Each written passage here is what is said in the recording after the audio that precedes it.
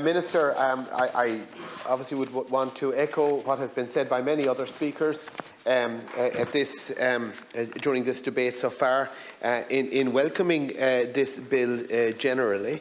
And I would also like to wish the very best of luck to Anne-Marie Caulfield, the CEO designate of Údarás Rialála Carrachas na hÉireann, the Gambling Regulatory Authority. She has a very important role and function, and I have no doubt that she is more than equal to the task given her career to date, and wish her the very best, because this is a really important issue that we have to get grips with, in our society.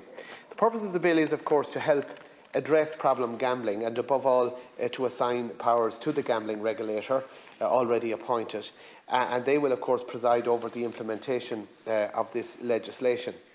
By international standards, the Irish gamble in significant numbers, higher than the EU average, and it is vital that the state takes necessary steps to help gambling addicts and indeed to prevent gambling in the first place.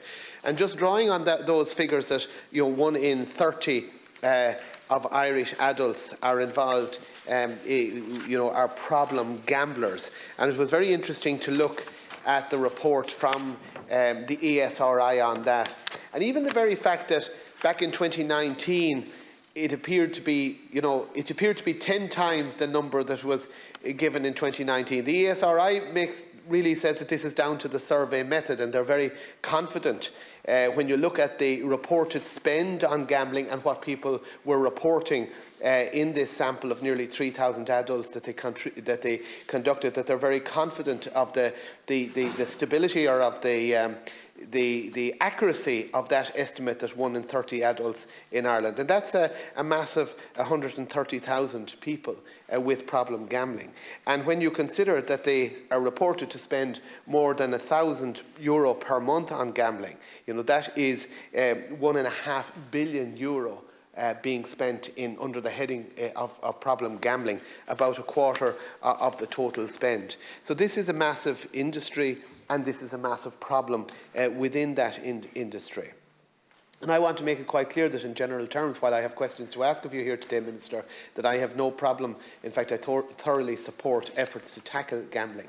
But it is important to say that, as the ESRI report shows, the scale, and when you look at where the gambling is happening, the number one is the National Lottery and Euro Millions, followed by scratch cards, horse racing in third place, and greyhound racing in number 4. Now, this legislation doesn't deal with the National Lottery, the Euro Millions and scratch cards, and I think this is regrettable.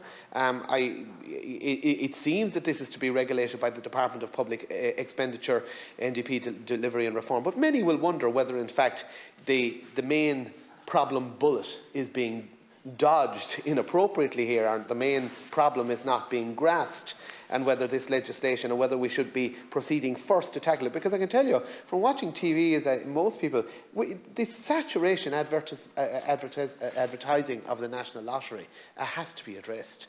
It's no argument to say, well, this is making money for the state. That has no integrity, that approach. So ideally, we would be starting there. And I want to say I have no vested interest, but like others, I have heard the concerns of people involved in bingo, and I think all people concerned by this legislation should be entitled to put the necessary questions, because certainly my experience of bingo is, to quote Barry Ward's eloquent speech, is that it is a very pro-social activity. And I was looking at the figures for where the problem gamblers spend their money, and the SRI reported in the previous 4 weeks.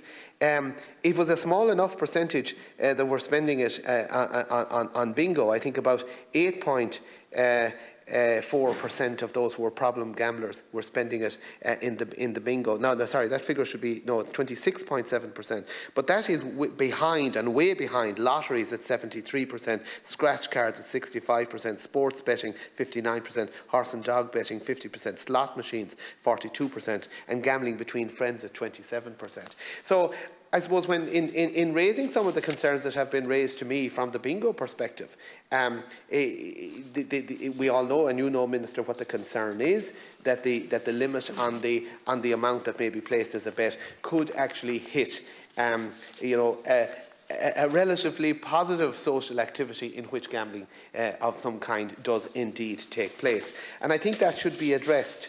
And at the very least, the limits on the participants' entry fee booklets are giving concern. Whether this could affect, I know it won't affect charities because they will be exempt, but whether this could affect small local fundraising activities is something that I would like you to address.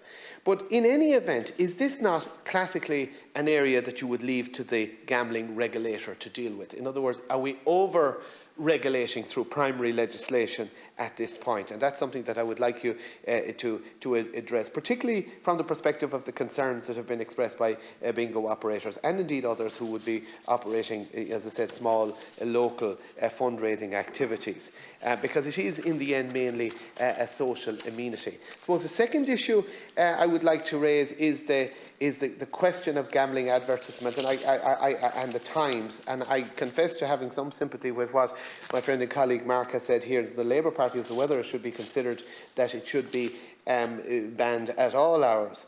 In any event, though, the other side of this question, and it was put to me, was, will we have people having to take down the bingo poster outside the parish hall at 4:30 a.m. in the morning and putting it up after 9 p.m. when all bingo games finish before 10 p.m. So, in other words, is this again a case of over-regulation through primary legislation? And would it be best to take a step back here to introduce an amendment that would leave this to the regulator, regulators can decide it in a way that is satisfactory to all and targets the harm where the harm is really being done? Because I think that's what we would all want to see out of this legislation. Finally, if you wouldn't mind, and thank you, Alaska Hirlig or Ganevik, for indulging me, but just that question about whether you clarify whether it's all electronic transactions that will be banned or simply credit card ones, because again I can think of circumstances where it would not be inappropriate to allow people to use a debit card, for example, to make a modest payment. So I would like you to address that as well, please. Thank you, Senator. At this juncture, before we